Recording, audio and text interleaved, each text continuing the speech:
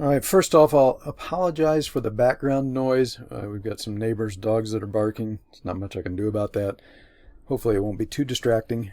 But I want to start off with a quote from Bernard Baruch, one of the most famous investors of all time. And he said he made a fortune by selling too soon. So I'm going to apply this to the metals market right now.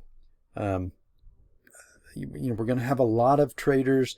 They're obsessed with, well, they've got FOMO really bad right now. They have become, this rally has been extremely powerful. They're convinced that it's going to repeat, the exact same thing, that gold is going to skyrocket up to, whatever, 2,800 or 3,000 here and any day now, and they don't want to miss it. I doubt that's going to happen. I think you're probably going to be better off to follow Bernard Baruch's advice and sell a little too soon. So here's what I think is in progress. This daily cycle is very mature. I think we're on day 45, 46, something like that. It's pretty rare that a daily cycle lasts more than 50 to 55 days. Even a long cycle rarely goes much more than that. I am positive that the cycle has topped and we're now in the declining phase of the cycle. And I'll let you in on a secret here that usually only SMT subscribers are made aware of. Almost all, it's not 100%, nothing is, but almost all cycle declines, whether it be a minor daily cycle or a larger intermediate cycle or a yearly cycle, they almost all of them end up having to break the intermediate to break the uptrend line. Now there's two ways to draw this uptrend line. You could draw it from this pivot through this half cycle low. You can see we haven't broken that yet. Pretty much every single time I start to think, well, this time it might be different, it always comes back and ends up biting me in the ass. So I am not going to assume that we got our daily cycle low right here without breaking this trend line. I think we're probably going to break it. So we need to at least break and preferably close below this trend line before I want to start looking for a final daily cycle low. This is not the larger intermediate cycle low, which I think probably is in play as well. But just before I start looking for the daily cycle low, I think this has to break. I think the true daily cycle uptrend line is this one here. Normally I would not consider this a valid trend line because the pivots are so close. Very often you might have like a double bottom, and then in that case then the pivot might be right here, so you end up with just a flat trend line, and that's kind of a useless tool. And the only reason these are even significant at all is technical traders are using this, and you can see they're doing it right now. They're buying on this trend line and using that trend line as their stop. So generally speaking, the technical traders have to get stopped out before you can have a final cycle low, whether it be daily or intermediate degree. So I think, I'm pretty sure gold is gonna break this trend line, and I would put the odds at better than 50%. It's eventually going to break this trend line as well, and we're going to get an intermediate decline. Worst case scenario, I think we could come back down and test this 2100 to 2090. We might retest this 2150 zone, this kind of a midpoint consolidation right in here. I am pretty skeptical that gold is going to come back up and make a higher high right now anyway. I virtually guarantee it will a little bit later this year. I'm on record to saying that I think gold's probably going to get to between 27 and 3,000 by the end of the year, but I just think that we're probably going to have an intermediate degree correction before we do that. And I'm kind of in the boat that may have started. So however, the dollar is in the declining phase of its daily cycle, so that is supporting gold right now. We're not. It's making it hard for it to finish this decline, but the dollar is also getting late in its daily cycle, and it's going to bottom and turn and go the other way here soon as well. And when that happens, we're probably gold will probably do what it needs to do, come down here, break this trend line, stop out all the technical traders, and then we will get our what I think will be the true daily cycle low, and at that point, then I think we get probably a more convincing bounce out of gold, and probably a pretty good rally in the miners as well, before we left translate that cycle, come down and get our final intermediate cycle low, the larger degree cycle low, which I think is probably likely going to test either this consolidation zone right here or this consolidation zone pivot right here. One of the other, I think, will probably happen during the intermediate cycle low. But here's what happens to most unsophisticated retail type traders. They are, they've got the memory of this 2-week rally. They are worried about missing any more of the rally. They are adamant that gold is going to go to 3,000 and it's going to happen quick, and so they can't grasp the concept of selling too early and then waiting for a better setup. So what I think may play out, again, just a guess, we came up a little bit short, and I think this the pattern is the same on the XAU and the HUI as well, but for GDX, we came up a little bit short of this resistance zone right here. And I've seen this happen before. Basically, anybody that's been riding this thing all the way up, they've made a ton of profits, and that's what we did. And we were basically in this group. It's like, this is close enough. We've got a major resistance zone. We're almost there. If we don't get there, we don't want to get caught in the correction. If it comes up a little bit short, we're just going to go ahead and take profits. We've made enough money. It's time to control greed. And so we were in this camp. We'll sell a little bit early. We don't have to catch every penny all the way up to this resistance zone. And that's exactly what happened. But if this is a strong rally, then what happens is the dip buyers will show up down here somewhere, and then they'll try again to push it up to that resistance zone. And usually they'll get it there, and then that's where a lot more people will sell at that once you actually get the tag or a modest or brief move above that resistance zone. And this is how most unsophisticated traders that don't really understand how these markets work, how they get caught at the top. So I'm kind of the opinion that may be what's going to play out here. We got a pretty strong rally today.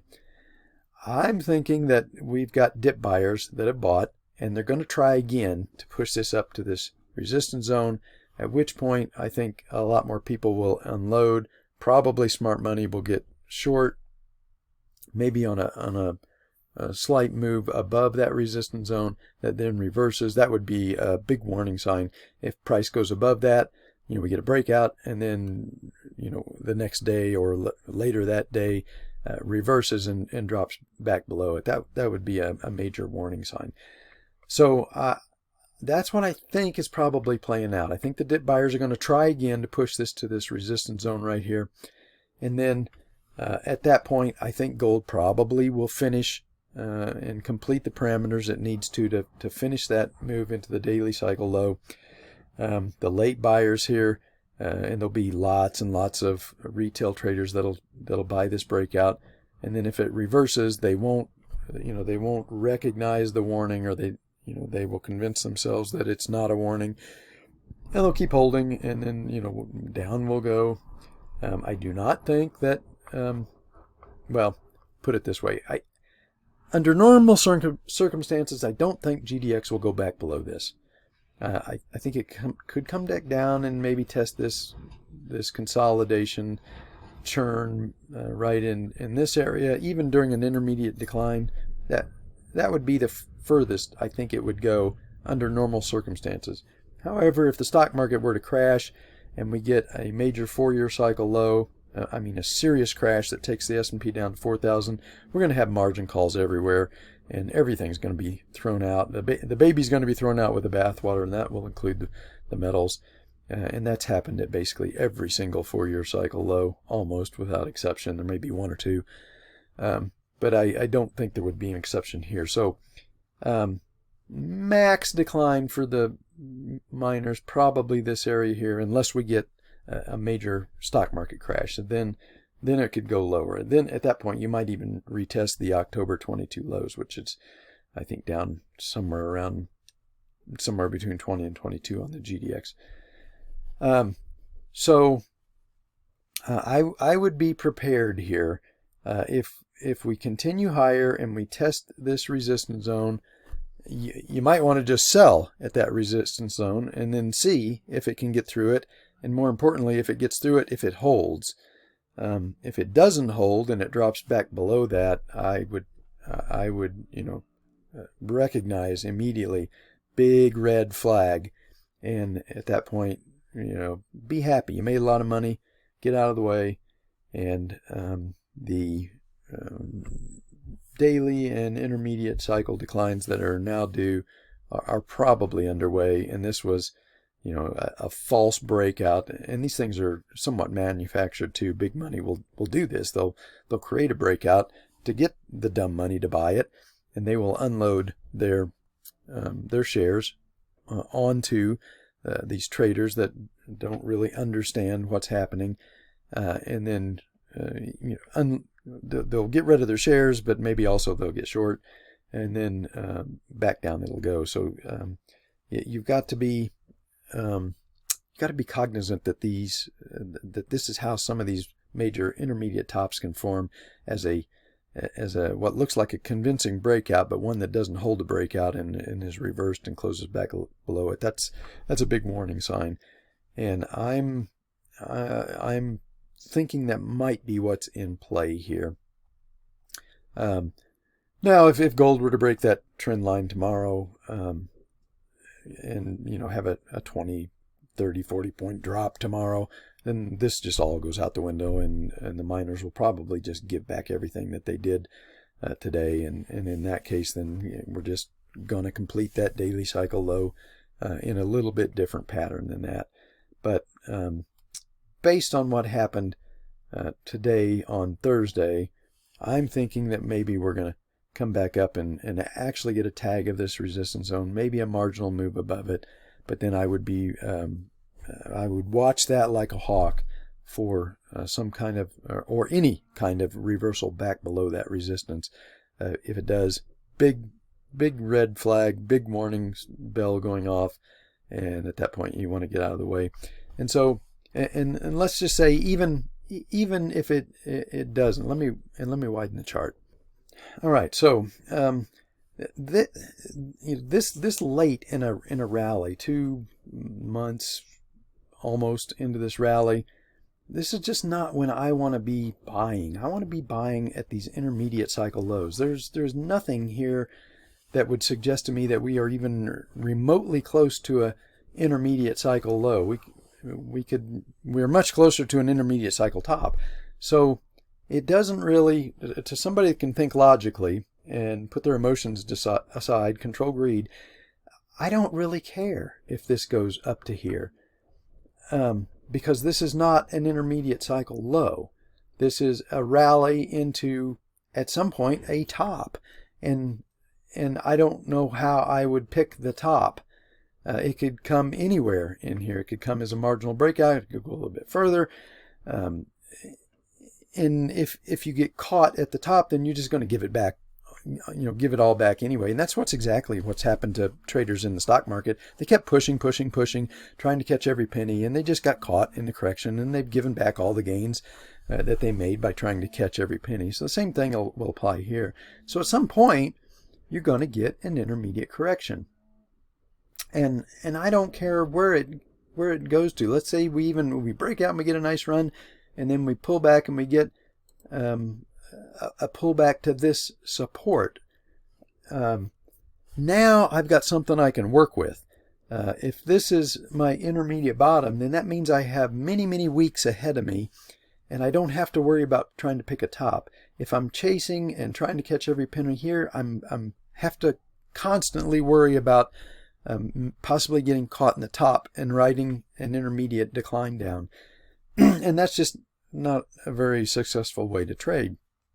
But if I'm patient, I don't really care where this rally goes to. All I want to do is wait for that intermediate cycle bottom, because once I get it, I know I've got probably 12 to 18 weeks of rally ahead of me. And that's 12 to 18 weeks that I don't have to worry about trying to spot a top.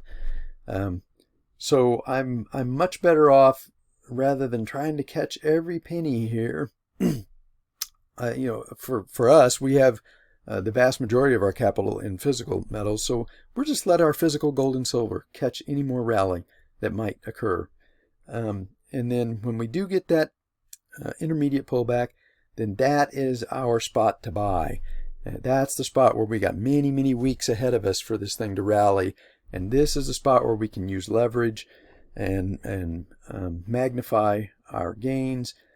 Whereas here, you'd have to be nuts to use leverage, because you're at the mercy of trying to spot the top. You're playing musical chairs. And like I said, we saw a lot of traders, and I'll go over here to the S&P, but we saw a lot of traders playing musical chairs all along this part of the rally. And I kept telling people, if you keep doing this, you're just going to get caught, and then you're going to give back all your gains anyway. So you're not going to accomplish what you thought you were going to do by trying to catch every penny. You certainly didn't catch the top here. And you've ridden this decline all the way down. I don't think it's over. I think this is probably a B-wave bounce. And so in the effort to catch every penny, these stock traders, all they did was they managed to get themselves caught at the top, and now they're giving back their gains. And you can see, as of a couple days ago anyway, stock traders had basically given back all of the gains for most of the year. Because they tried to catch every penny. Same thing will happen in the metals. Trying to catch every penny because you're worried about missing the rally doesn't do you any good in the long run. You just end up giving it back anyway. But if you can be patient and wait for that intermediate correction, then you can buy where you have the potential for many weeks. And during that time, you don't have to worry about picking a top. All you got to worry about is hanging on and riding the bull.